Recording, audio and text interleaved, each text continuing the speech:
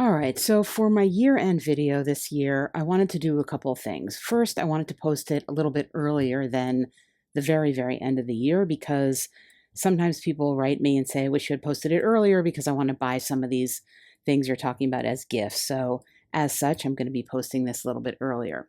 Second, I've decided to focus on solo games I've played this year, solo RPGs I've played this year that have been the best games I've played this year. These are not a top 10 of games released in this year. Many of them have been released in this year, not all of them. These are just the 10 best solo RPG gaming experiences I've had this year. Third, this is not a top 10 in the sense of a ranking. It is the top 10 in the sense of a group.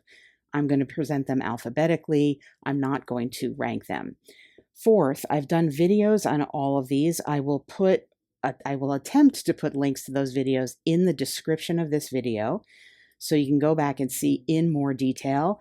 I need to keep this video to a manageable length, so I'm not going to be going into extreme detail about every game, but I will try to point out why I liked it and maybe, what it is best suited for in terms of gaming.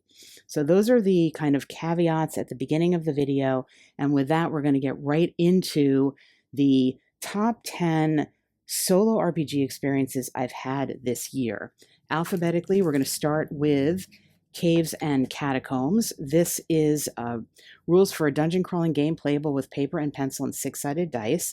It is a solo game, and it does come with supplements, and I'll show you. I think the supplements are pretty important for the gameplay. Unfortunately, I don't have them in booklet form, which would be really nice to have, but I don't have that. I do have them printed out this way.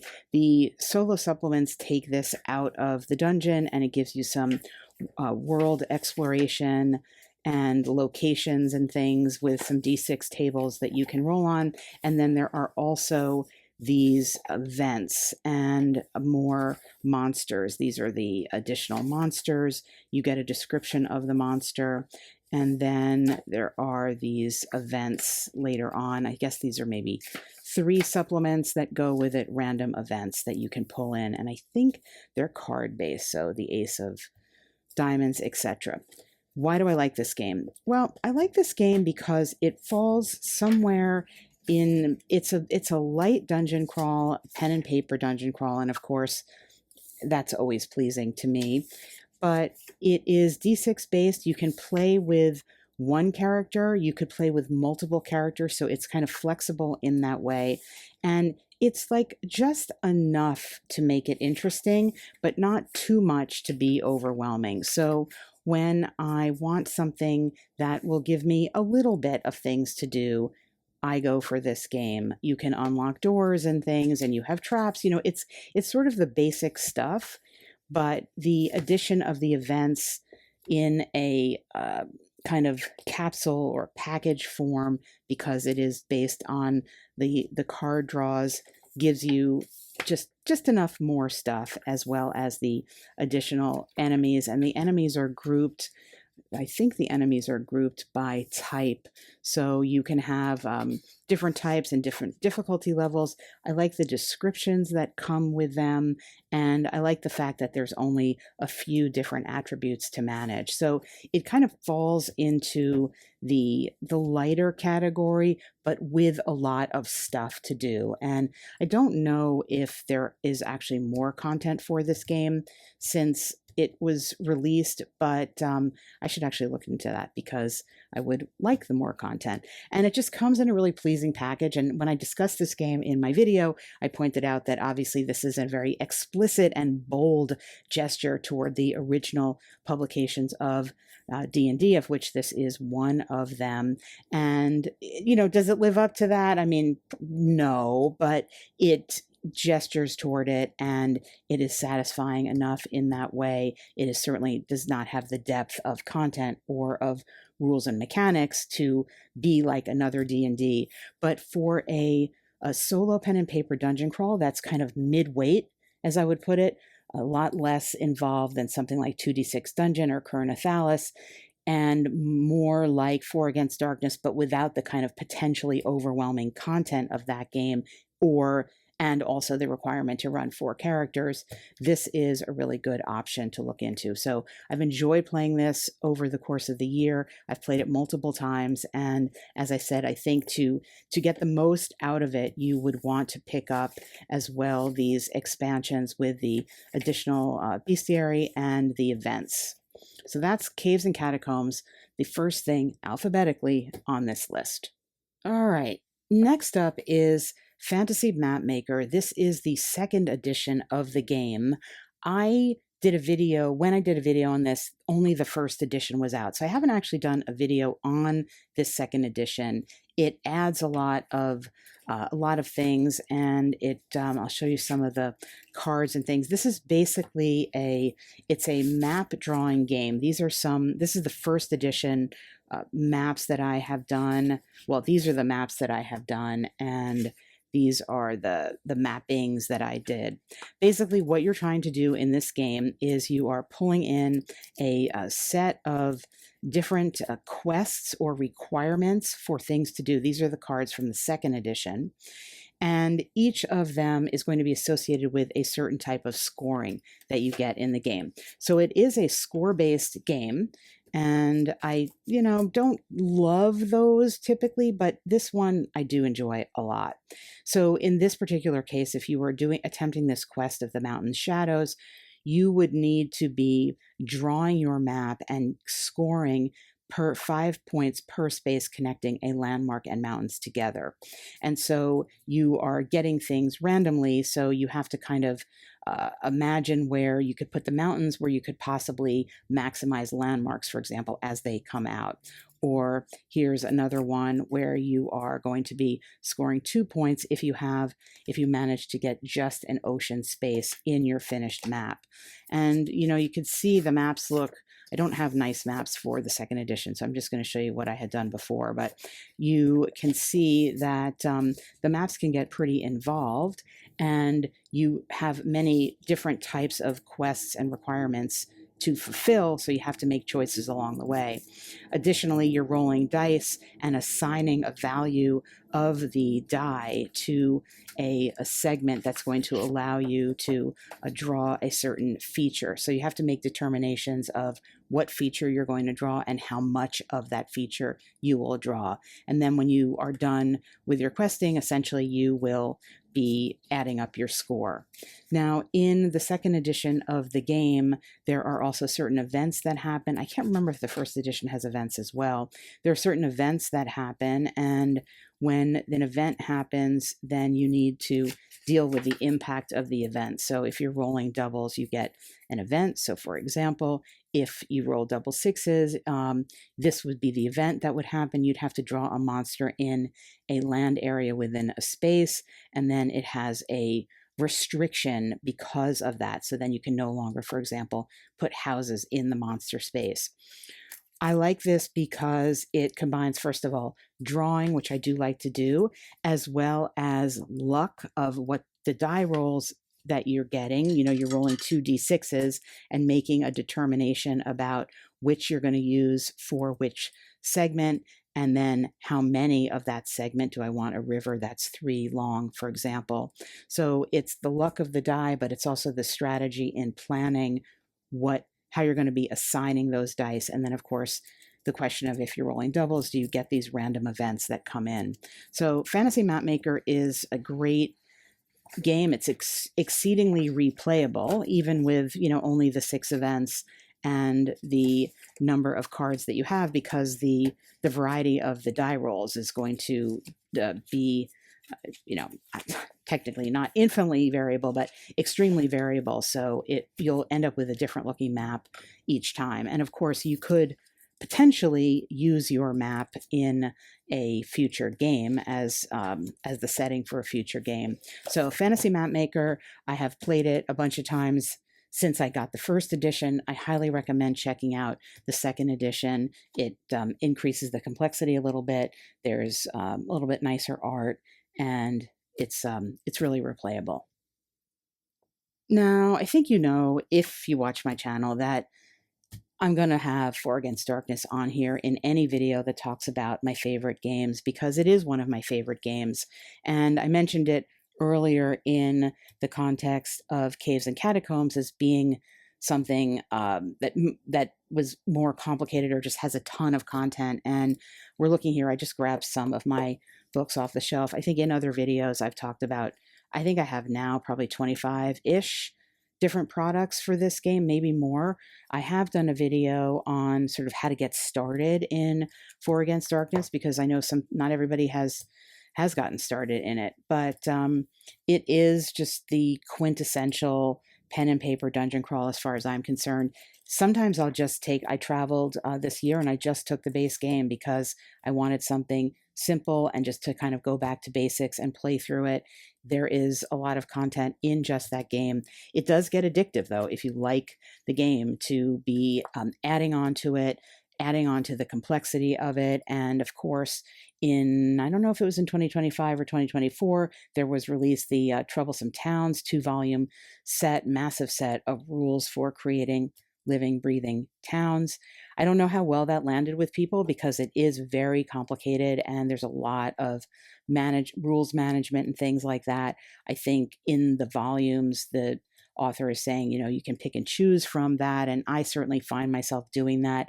I haven't found myself using that as much as I thought I would, but different of the shorter volumes will give completely different environments. Some of them will give you, I think this is the most recent one I picked up actually, new classes. I think this is, there's no dates. It's odd. There's no date in this book, but these are some new classes.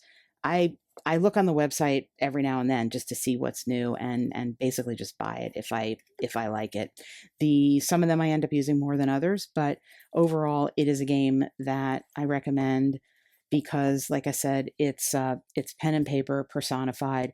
It doesn't have to be dungeon crawling. You can get the main rules and just go overland and buy books that just focus on overland. You can buy books that focus on things that are of a darker nature, things that are of a lighter nature, or things that just add complexity of classes and things like that. I often play. I think this is where the gnome comes in. As you know, my Fidget the gnome is a character I play often. The gnomes are great characters. They have lots of different things that they can build and tinker with, and you can there's so much variety in creating your party of 4. There are some rules somewhere, I think, for running 2 characters, and there are certainly rules now for starting at a slightly higher level, which can be of interest if you want to start out with your character having more to do.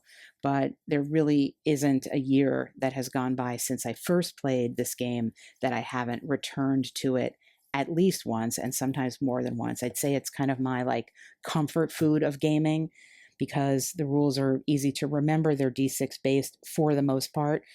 Higher levels get to higher die numbers, but it's essentially rolling a d6, adding 1 or 2 points or your level, and trying to overcome something. The rules aren't terribly complicated, but the amount of content and the theme in the content and the tons of different monsters, not to mention just books that have only new monsters in them and different types of new vermin and hordes and things.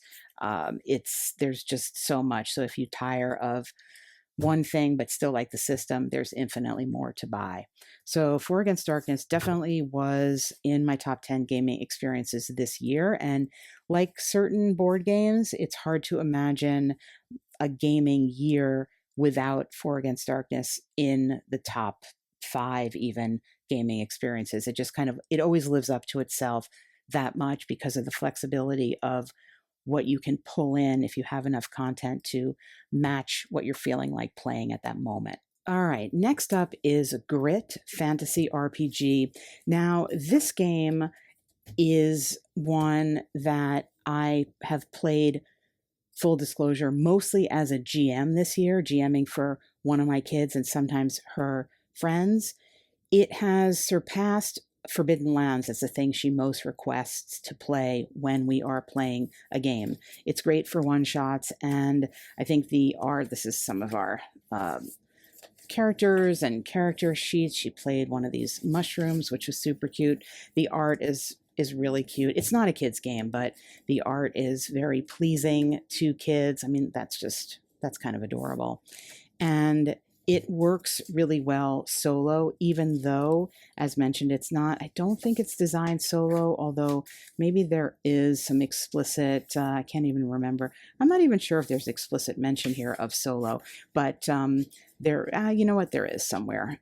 There's a little table that's going to give you options for sort of yes, here we go, like the mighty D4. So if you need a decision made, you can just use this to make your decision. And of course, that's not explicitly mentioned for solo, but it can be solo. It has, again, there's two sets of monsters, some that are unique to Grit and some that are just sort of, I don't know what they're called, common monsters. So you have your tables here that you can choose from depending on what you want to run, or you can mix them together. 3 stats that you're dealing with, so not that complicated. And then the concept of Grit. And that concept is you set aside some dice at the beginning of the game. I think there's 3 different dice that you set aside that are different values, and you can use them during the course of the game as, I think it says, a reroll or to add on to your roll or something like that. So to give you the option of like getting out of a mistake or potentially getting out of a mistake. And it just works really well solo because there are lots of tables in the back for dealing out various types of loot, random loot, consumables, artifacts, and things. There's just a lot of flexibility in the system. There's not much of a setting per se, so you'll need to kind of create that for yourself. But the art, I think, is so evocative that it makes it really easy to do. As I said, I have played this, to be fair, mostly this year as a GM, but it's been an awesome experience, and I've played it multiple times, and I highly recommend it, especially if you are maybe a new GM. This is very approachable and similar to why it works solo. Lots of tables, a basic structure for coming up with like a random answer, yes or no, to something, or a random difficulty challenge for something. And it works that way as the GM. All right, and perhaps the most grand of all the dungeon crawls that I played this year, Kernathales, Into the Midnight Throne. This is a single player and co-op dungeon survival game from Alex T and Black Oath Entertainment. These are different versions of, I think this is the latest version of the rules, as well as the Book of Masteries. I presented this recently in a video, new material, as well as the 3 Valorian codexes that is the official zine for Kernathales. This is, simply put, just magisterial, I think, in execution in terms of the balance between complexity and theme and the richness of the monsters, I think, in particular, the concepts of the overlords and how they impact the dungeons that you are in, and the wide range of character types that you have, and then even more so with the Book of Masteries. But even in just the main book, the different types of tiers and choices that you have to advance your character, it makes everything feel different and really rewards repeated play. I will say that when I play this, I have tinkered with, and I said this in my original video, I have tinkered with some of the concepts from 2D6 Dungeon, adding them in, and using some of the dungeon tables from that game, because I think there's a way of mixing them together and using some of the 2D6 content, especially in terms of the different levels of the dungeon, pretty effectively. But that is definitely just a fun thing to do. Kernathales stands firmly on its own quite well. The game itself is like a dungeon crawl, as mentioned, and you have what I think is a very detailed combat system, what sometimes can drag on, although there are rules for shortening it. But what's great about it is there are different actions that your enemy will take depending on a d6 roll. So during the course of combat, as you are rolling, they are going to be doing different things. And I think that makes, though sometimes the combat does drag a little, it does enliven it because your enemies don't feel static. Like they're not continuing to just, slash you with a sword or whatever it is. So I think that's one of the many things in this game that works really well. And then, as is the case with many of the Alex T games, you are getting a D100 based character with just tons of different things that they can do.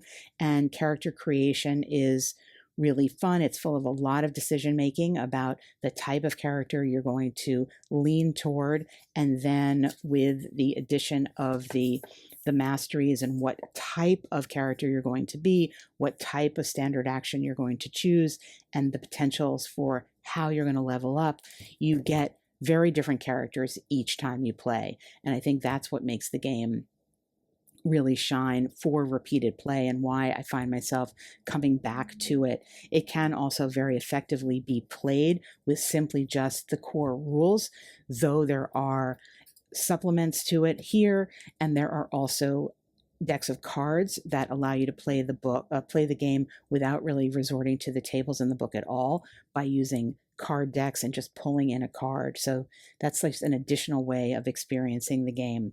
But for me, the real challenge is in just trying to play different kinds of characters and interacting with the dungeons in such a way that the different overlords, I think there's 12 of them, will impact the way the minions act and the way the dungeons themselves act to add to the replay value. And then, of course, you have these codexes that will add some rules and some tables, and in at least one, maybe two of them, new settings and dungeons for you to play through. So there's a lot of material here for Kernathales. Highly recommended. I've done a bunch of videos on it. And I think if you're looking for something that's a little heavier weight and heavier theme than something like Four Against Darkness, this is a step up from that, but it's still very manageable. It's not as not rules intensive, but it's not as laborious tracking of things as is something like D100 Dungeon, which I think has a lot more things to track. I think here you're getting more theme than tracking to create the heaviness of the game, whereas in something like D100 Dungeon, what creates the kind of intricacies or heaviness has to do more with tracking things and filling out what seem to be more like spreadsheets. And I know that that is not necessarily tasteful to some people. So Kernathales, absolutely love this one, have loved it from the moment I first played it. And next up we have Morkin, the Lords of Midnight solo adventure game. This is not only a great game, but a beautiful product. It's a single player game where essentially, basically, what you're doing after you create your character is you are just rolling on different events. You're turning to the page, you're reading the event, and you're maybe doing a skill check or something. I don't really want to spoil it by showing it to you. You're traveling around this map and you are encountering these things, dealing with the events, and moving on. It owes a lot to Barbarian Prince. The overall scope of it is that there's a story, but you start at this Tower of Doom and travel out into the world to do various quests with your character with the 4 stats: strength, dexterity, intelligence, and charisma. And you are attempting these skill checks and various interactions with the world. So your goal in this game is to travel north to the Ice Crown area and get there in time to destroy it. There is a timekeeping element to the game. Time passes, and if you don't get there in time, your world is lost and you have failed the game. And again, along the way, you're just moving and rolling on various events and things. There are different actions that you can perform during the context of each day, and it explains. You start by checking the weather. It's a new quarter, so there's like 4 quarters to the day. You do need to rest, and do need to eat, and you need to move. And there's different things that can happen when you're camping, and maybe there's trouble, maybe there isn't. You can forage for food, maybe there's trouble, maybe there isn't. And you just have to again, keep moving and dealing with the events until you either succeed or fail. What I love about this game is the combination of the simplicity of play, because you're making your character and you're moving, and you are rolling on an event, you're dealing with the event, you're moving, you're deciding if you're going to camp, you're managing your rations.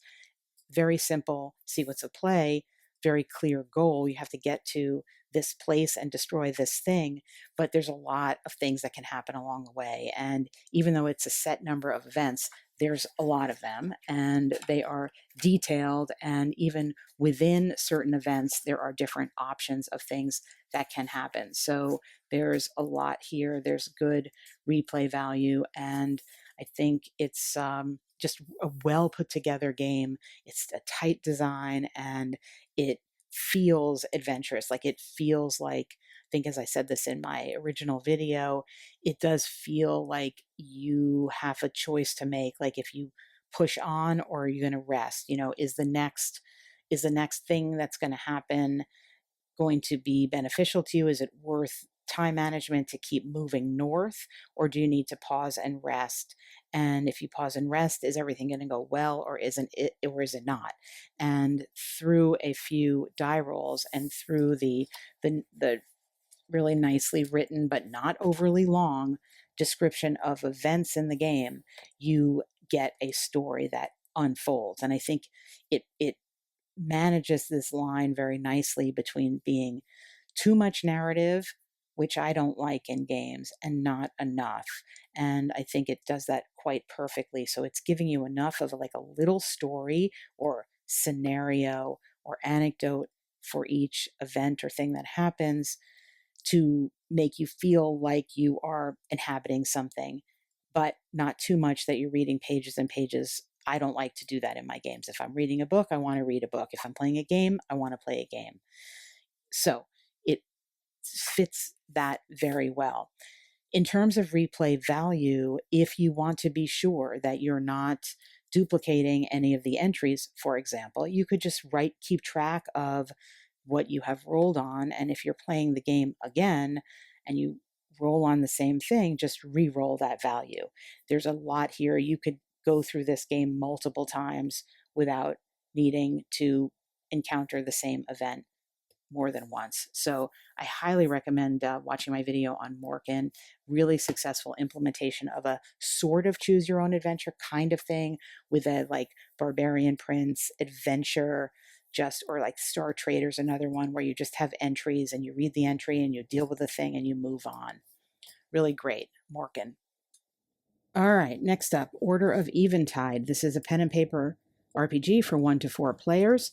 This is a single volume book that I think is aiming for the space of 4 Against Darkness with a little bit more complexity. You do need to play 4 characters to play this game, but you can play it with only this single volume. I think there is only this single volume that exists, and it is both overland and some dungeons. There are different areas of the world that you go to, and you can interact with the world above ground as well as the dungeons underground. There are different quests that can be undertaken in different places. There are a lot of different archetypes you can play, and one of the mechanics in this game that I really like is called, I think it's called Surge. Of course, I can't remember what it is called. Yes, it's Surge. So you can save if you roll a natural 6. It's a d6 based game. If you roll a natural 6, you can sort of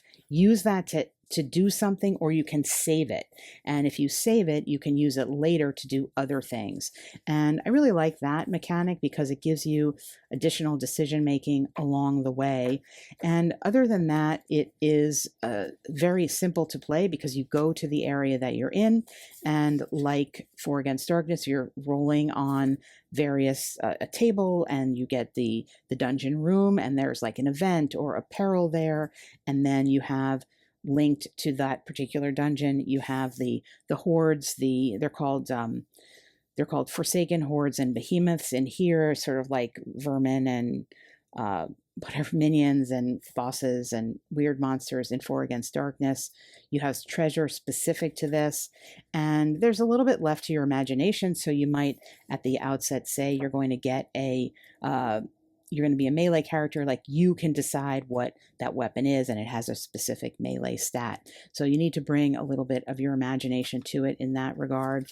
And then there's a lot of things to do in the town. You can join various guilds and get potential quests and levels up depending on what guild you are in. Again, you have your 4 characters, so there's a bit to manage if you're going to be playing on your own. It is, the complexity level, I think, is more than 4 Against Darkness to manage 4 characters, but you are rewarded in the character development and in moving through the content here. Even though it's only 1 book, there are many, many hours of gameplay in here because there's so much content in each of the areas that you're moving through. So Order of Eventide, I think if you're looking for something like 4 Against Darkness, in that you want to manage 4 characters and really think about how your party is going to interact, as well as this carryover mechanic. If you like the concept of like rolling something really good and getting to keep it and use it later on, and maybe get an item that specifically can be charged up and used with those things, that is something that this game set, this rule set offers. And again, it's just playable with only this 1 book. At the time of this filming, this is the only book that is available here, and I think it does have easy setup, and it does have unique heroes. There's 19 races and 19 classes, so you can see how you can really spend a lot of time crafting a party, putting it together, and then traveling across these 6 different areas with your party and going back and starting all over again. It is going to feel like a very different game. So despite the fact that there's the 1 volume, I think there's just a ton of content here and a lot of replayability. When I went back and replayed it, I enjoy making the characters and going through that step, spending a lot of time trying to figure out how the characters can best interact with each other, having played the game once and sort of knowing a little bit, understanding a little bit about how the rules work to try to make a more effective party. So that's Order of Eventide. Definitely one of my most enjoyable gaming experiences this year. All right, so now we're moving to something that is, I guess, the only thing in a box for this video. This is Random Quest Dungeon Delve. I think this came out in 2024. I'm not totally sure. It's another pen and paper dungeon delve, but it is card-based, and so it's not completely pen and paper because you are traveling through dungeons, and the dungeons are represented on these cards, and you have there's like little minis that you can get to represent your characters here. They're super, super small and delicate, and here they are. And you're traveling through, and you are rolling on different tables, and depending on the values, you're referring to these reference cards, and you are going to have a trap. You're going to have certain monster reactions. Going to have different magic that you can do, and then there's also the general card that's going to tell you what's in the dungeon itself. So, you could potentially do this without the cards.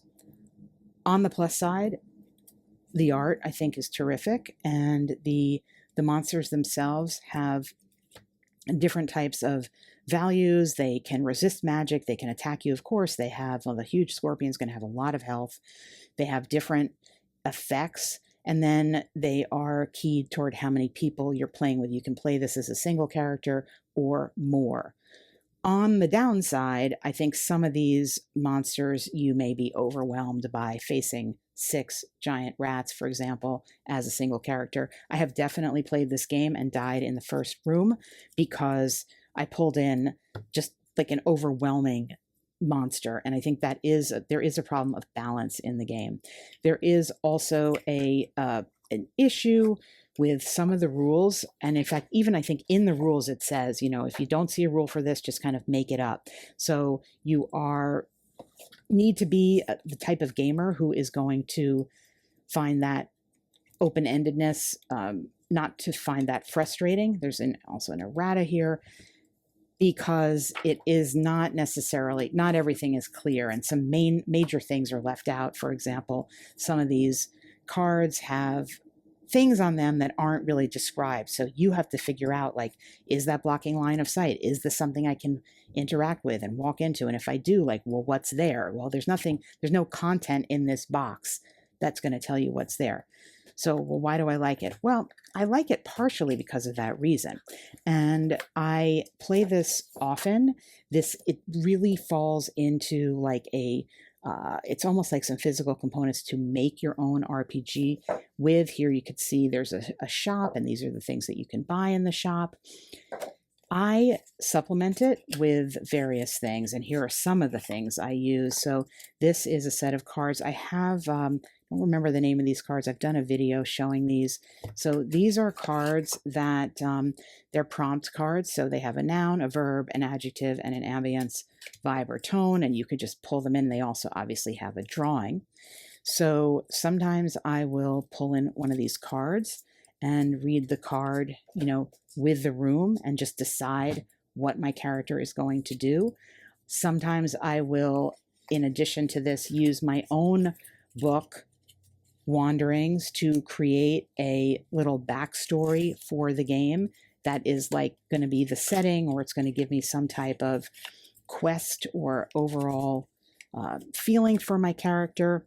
And then sometimes I'll use like this deck of dungeons. Again, I've also done a video on this. There's many such products that you can use where I will get actual values here. Now, these monsters aren't going to necessarily correlate to the ones in the game, but you could find something that is like that, or you can look here and use the picture here, which is a little bit more detailed, or look here, there's something to search for that may not be here. So you could decide, if I can, pry open this crack, I can search for this thing.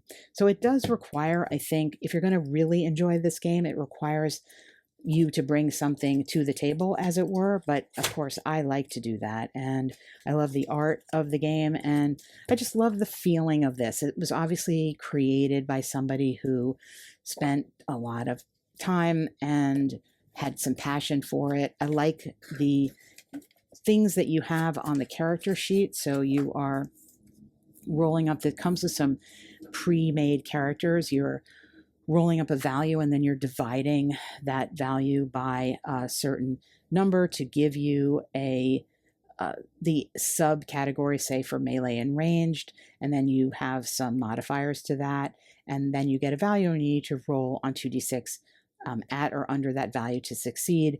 In the rules, it says you can't have your value be more than 11 because you need some chance of failure.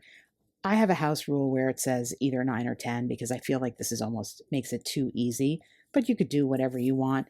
In the rules, again, though, it doesn't really necessarily give you rules for like, well, when are you going to use persuasion? When are you going to use acting? But that is something that you can decide. And creating a character that has this many options so easily, I think, is a benefit to this game. And so here's an example of a Midnight the Witch character, and some potions and things and spells. Again, with the spells, it doesn't really specify so much exactly certain aspects of their usage, but if you don't mind that, and if you just like having the prompts, and if the black and white art is pleasing to you, I enjoy black and white art, this is something that you might want to check out. It is definitely something I find myself pulling off the shelf to play and replay, and you can play as the GM with this, using this as a structure, or you could play on your own. So Random Quest has been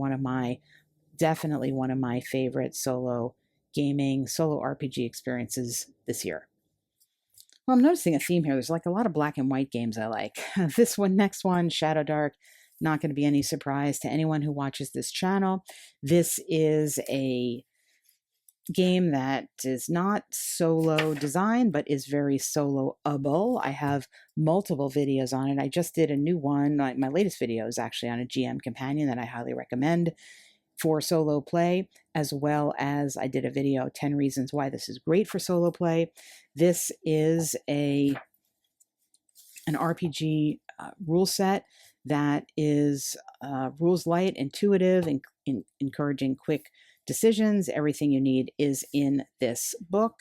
You've got some basic stats. You're rolling a d20, you're making a check. Super basic, sort of stripped down, familiar to you if you've played any of the classic games. But what's great about it is that for soloists, it has generators for environments, settlements, deep tunnel encounters. There's tons of tables for generating random things. There are a lot of different beasts in the book, and the monsters are that you also do have rules to generate your own monster, and there's monster mutations and things of that nature. And then there's just the monsters. Get a description, they do different things. It's just easy to manage. And I'm not going to go back through all of my reasons why it's good for solo. You can watch my own video on that. But trust me, it is. Treasure levels. And then there are here at the back magic items, named magic items. They were not numbered, so I needed to number them myself to get a random thing. Here you can see the character sheet, not very complicated, but just a really nice package for one volume if you want to if you either want to experiment with how you can take an RPG that's not designed for solo and make it solo. I think this is very approachable. It did come with solo. I think there's something called Solo Dark. I can't remember exactly what it's called. Very light, couple tables for solo play and support. As I said in my video, I didn't find that super useful, but it does exist if that's something you want. I think some of the basic solo strategies that I've mentioned over the course of my channel and other people mention, I think can work really well here. Or you could simply design your own very basic kind of yes, no die rolling, or a die, create a D20 chart for different difficulty levels to get your different difficulty levels. If you want to randomize that, it certainly is easy enough to assign values to any die and roll there, and that's really all you need. So Shadow Dark it has overland, it has dungeon crawling, it has rules for creating dungeons, it has tons of random tables for treasure and lots of monsters, and it is just a very easy D20 based system. I've played it a bunch of different times this year, both as a GM and solo. And the GM companion that just came out that I reviewed in a previous video is great for adding more tables and more ways to support your solo play by giving you monsters by level and all sorts of randomized items and ways to make more magic items and things that can act as like a GM might to give you the sense of exploring a world and coming up with something new. So Shadow Dark, I've really enjoyed it. Highly recommend it if you're looking to use a non-solo rule set for solo play. All right, so this last game I'm presenting, you're going to say, hey, that's not really a solo RPG. And you're kind of right about that, but it's my channel, so that's okay. I get to do this. I have really enjoyed Salassia, The Wizard of Doom, a solitaire fantasy game, both volumes of this terrific magazine game or book game where you play 4 different characters and you are simply trying to get from the entry point to the exit point in every quest. And stopping you along the way are going to be various monsters for that setting, various terrain problems that you may have to deal with, like something that's impassable or whatever. In the first volume, there's also like a turn time mechanism. I didn't really find myself using it that much, and I noticed that in the second volume it is gone, so that's not part of the second volume. What is in the second volume, however, and I don't think it's in the first volume, are events that happen. So it might be extra icy, or all of a sudden the enemy could be summoning some new creatures, or there could be at the beginning you're setting up treasure chests in random places. All of a sudden they might vanish. It plays quick, and yet there's tactical decisions to make. You do need to either cut out the book to create your little chits for the enemies and your own characters, as well as you'll see I did need to pull out. The rules are pretty straightforward, but I needed to refer to them because it's going to explain all of the different enemies do lots of different types of things, which is great. So you get some sort of tactical kind of situation. It feels really three-dimensional, even though you're playing on this flat surface, because there are lines of sight being blocked, there are flying enemies, there are slippery, icy conditions that impact you. And when you are near your party, you're going to be playing 4 characters. If you're together, you're going to get a benefit from your characters. It's as if the enemy is being distracted a little bit, so you get a benefit. Very successful in creating a feeling of like a scenario within an RPG adventure. For example, there are quests that you're following, and you start by rolling a d6 and kind of moving through them to get to the end. And in this one, you're defeating the ice demon, and in this one, you're doing something else. I can't remember what, but you will need to, I think, unfortunately, like cut out the rules somehow, which I realize might be a deal breaker for some people. You could flip back and forth, but the problem is you're playing in the book. And so if you move your things around, you need to know where they are. So that's the reason why I decided to just pull them out. But I've had so much fun playing these games. You can, if you're wondering, combine the two. There are suggestions for how you can combine the two. And I have done that as well.